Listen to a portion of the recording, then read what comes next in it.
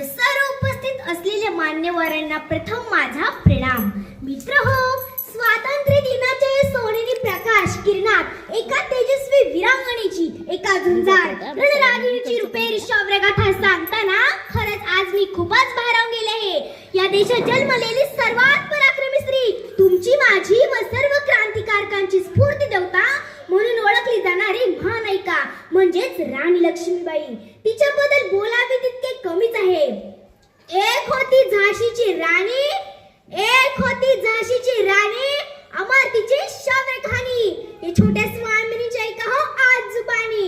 पाठीशी तांदूळच बांधून लढली ती शूर मर्दानी.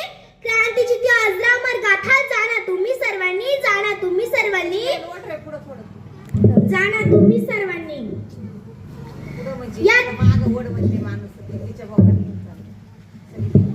या देशाच्या काळात प्रत्येक स्त्रीला आपल्या संबंधी द्यायचे. त्या काळात विजयसारखी तलवार चालणारी राणी लक्ष्मीबाईचे नाव ऐकताच इंग्रजांचा थरकाप उडायचा. स्त्री ही एक आपल्यापासून सपलं आहे. तिने जर ठरवले तर स्वतःचेच काय त्या देशाचे हे रक्षण करू शकते. हे राणी लक्ष्मीबाईंनी आपल्या धाडसातून दाखवून दिले. हे राणी लक्ष्मीबाईंनी आपल्या धाडसातून दाखवून दिले.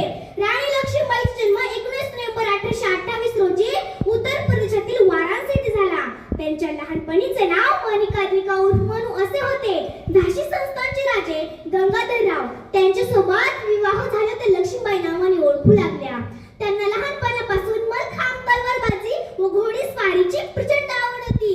म्हणूनच कोणाची हिम्मत असेल तर माझा घोडा रोखून दाखवा असे त्या जाहीर आवाहन करायच्या. बादल हा त्यांचा आवडता घोडा होता.